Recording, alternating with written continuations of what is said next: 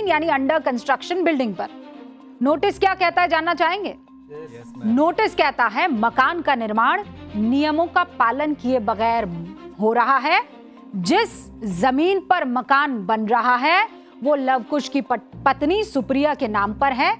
ऐसे में Ayodhya development authority ने लव कुश की पत्नी से 1 हफ्ते में जवाब मांगा है। क्लैरिफाई करो कि जमीन पर अवैध कब्जा नहीं है, अतिक्रमण नहीं है। अगर 1 हफ्ते में जवाब नहीं दिया जाता तो बुलडोजर एक्शन होगा। लव कुश मिश्रा के घर से पुलिस ने पहले ही 14,25,000 रुपए कैश बरामद कर दिए। कितने? 14,25,000 रुपए बरामद हो गए हैं। जो लव कुश मिश्रा रामलला के चढ़ावे की गिनती करता था, आपको पता है पहले वो कौन था? आगे मत बढ़िएगा, रुक जाइएगा, कुंडली खोल रहे हैं। अच्छा गैस कीजिए ये कौन था? गैस कीजिए क्या करता होगा?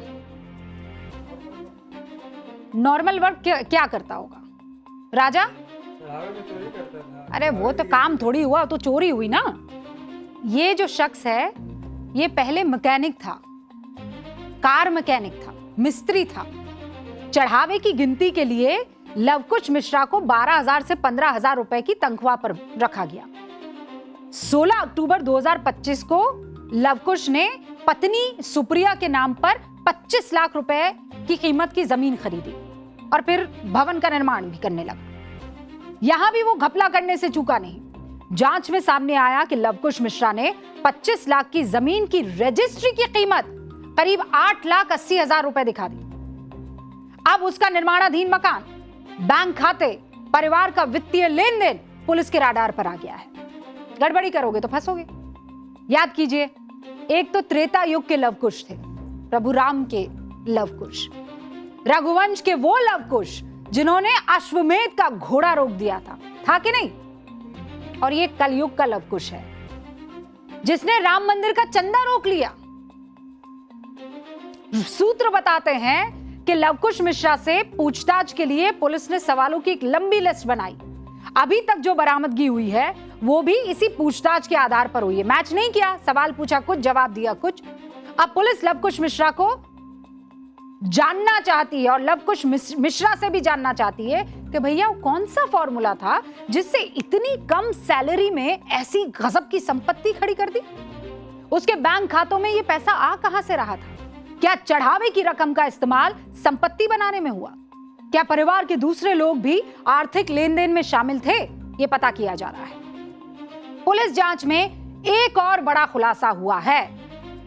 चढ़ावा चोरी में लव कुश मिश्रा ने अपने साले, मैंने बहुत पहले बताया था न्यूज की पाठशाला में कि सब अपने ये जीजा, साले, भाई, भतीजा सबको लगा दिया जा रहा था।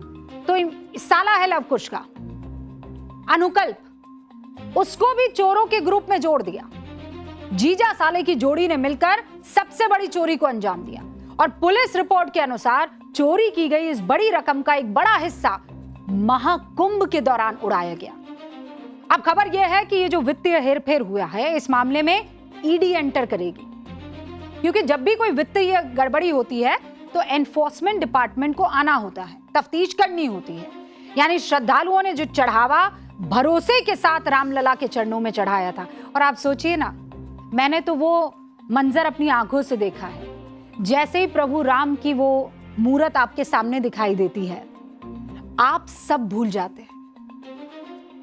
मैंने देखा है महिलाओं को अपने हाथों से कोई सोने की चूड़ी उतार देता, कोई चांदी की पाजेब दान कर देता, जिसके हाथ में जितना रुपया आता था वो दान पेटी में डाल देता। गुप्त दान भी तो एक चीज होती है ना।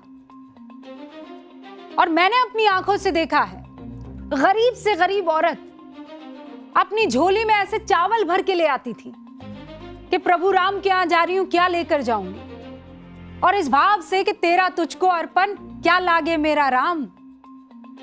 लेकिन जैसे ही यह खबर सामने आई कि रामलला के दान पात्र में चोरी हो गई, वैसे ही हर किसी के भरोसे को चोट लगी, हर किसी के भरोसे को। अब सवाल यह है कि जिनके कंधे पर चंदे की सुरक्षा की जिम्मेदारी थी वो कहां है? सामने क्यों नहीं आ रहे? चंपत जी कहां हैं? आप सामने क्यों नहीं आ रहे? आइए ना, देश को बताइए कि अगर किसी ने चपत लगाई है प्रभु राम के चंदे में, तो उसकी जिम्मेदारी किसकी है? आइए ना, आप तो मीडिया से बड़ा बात किया करते थे, आकर बताइए। आप पाक साफ है तो बताइए, जिम्मेदारी में लीपापोती कर रहे हैं तो बताइए, कुछ गड़बड़ी हुई है तो बताइए। आप अपने सहयोगियों से कह रहे हैं कि इस कलंक के साथ मैं अयोध्या नहीं छोड़ूंगा। नहीं छोड़ना चाहिए आपको। चंपत राय ये दावा कर रहे हैं कि टिन्नू यादव ने उनके साथ विश्वासघात किया। ये बात सीधे तौर पर वो अपने सहयोगियों से कह रहे हैं, लेकिन चंपत राय की ये बात किसी के गले नहीं उतर रही, क्योंकि चंपत राय के रहते हुए भक्तों के भरोसे पर चोट लगी है और उसके जख्म बहुत गहरे हैं। और इसीलिए फैजाबाद बार काउंसिल भी राम जन्मभूमि तीर्थ क्षेत्र ट्रस्ट के खिलाफ सड़क पर उतर आई। फैजाबाद के बार एसोसिएशन के सदस्यों को इस वक्त स्क्रीन पर आप देख रहे हैं। श्री राम जन्मभूमि पुलिस स्टेशन में लिखित शिकायत दी है इन्होंने। बार एसोसिएशन ने चंपत राय, अनिल मिश्रा, गोपाल राव के खिलाफ एफआईआर दर्ज करने को लेकर शिकायत दी। शिकायत में आरोप लगाया कि राम जन्मभूमि तीर्थ क्षेत्र ट्रस्ट के दान पात्र से श्रद्धालुओं के चढ़ाए गए नकद और बहुमूल्य जेवरात की बड़े पैमाने पर चोरी की गई है। इससे श्रद्धालुओं की धार्मिक भावनाएं आहत हुई है। आप एफआईआर दर्ज कीजिए। चंदा चोरी के बाद राम मंदिर ट्रस्ट के भविष्य पर सवाल खड़े होने थे और हो रहे। सवाल यह है कि ट्रस्ट रहेगा कि नहीं रहेगा। अगर ट्रस्ट रहेगा तो उसका स्ट्रक्चर क्या होगा, क्योंकि पुराना स्ट्रक्चर तो लग नहीं रहा है कि काम करता है। अब सबकी नजर है 6 जुलाई पर। क्या होगा 6 जुलाई को, पता है किसी को? 6 जुलाई को श्री राम जन्मभूमि तीर्थ क्षेत्र ट्रस्ट की बैठक होगी। ये जो इस्तीफा दिया है ना अनिल मिश्रा और चंपत राय और इन सब ने, और इस्तीफा भी लिया नहीं है, वो इस्तीफा लेना है कि नहीं लेना है उसका फैसला भी इसी बैठक में होगा। बैठक में ट्रस्ट के महासचिव चंपत राय और ट्रस्टी डॉक्टर अनिल मिश्रा का मंदिर प्रबंधन से आगे का क्या रिश्ता रहेगा, इस पर भी फैसला होगा। अब सूत्र ये बता रहे हैं कि दोनों के इस्तीफे पर फैसला ट्रस्ट के बायलॉज के तहत होगा। इस्तीफा मंजूर करने के लिए 2/3 बहुमत की जरूरत होगी। हालांकि अगर चंपत राय महासचिव पद से हट भी जाते हैं, सुनिएगा आप, ये बहुत इंटरेस्टिंग है, अगर चंपत राय महासचिव के पद से हट भी जाते हैं तो भी वो ट्रस्ट के सदस्य बने रह सकते हैं। अब आप पूछेंगे कैसे भाई?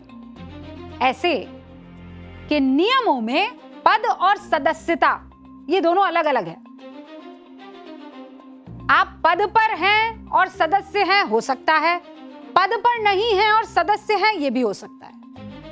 बैठक में ट्रस्ट के 12 सदस्यों के साथ, 12 सदस्य इसलिए क्योंकि 2 सदस्य पहले ही इस्तीफा दे चुके हैं। बैठक में आरएसएस, वीएचपी के प्रतिनिधि तो शामिल हो सकते हैं, लेकिन वो ये डिसाइड करेंगे। यानी 6 जुलाई की बैठक सिर्फ 2 इस्तीफों पर फैसला नहीं करेगी, बल्कि ये भी तय करेगी कि चढ़ावा विवाद के बाद राम मंदिर ट्रस्ट का भरोसा बहाल करने के लिए, लोगों का भरोसा उस पर हो, ट्रस्ट पर ट्रस्ट हो, इसके लिए कौन से बड़े कदम उठाए जाए। 28 दिन बाद भी सबसे बड़ा सवाल यही है कि ट्रस्ट का क्या होगा। और दूसरा सवाल आप लोगों के मन में आया कि नहीं, मुझे बता दीजिएगा कि रामलला के चंदा चोरों ने कितनी बड़ी रकम चुराई होगी। ये आप लोगों के जहन में आया? और रवि के जहन में नहीं आया, लेकिन बिस्वा के जहन में आया। आपके मन में भी आया होगा कि ये लोग मतलब कितना चुराया होगा इन्होंने ये 2 सालों में, कितना चंदा या चढ़ावा चोरी हुआ होगा। देखिए, एसआईटी की तरफ से ये पता नहीं लगा, ना पुलिस की तरफ से ये पता लग पा रहा है। अब क्यों नहीं पता लग पा रहा है, किसी ने सोचा? पेज है इसमें, उस पेज को समझिए।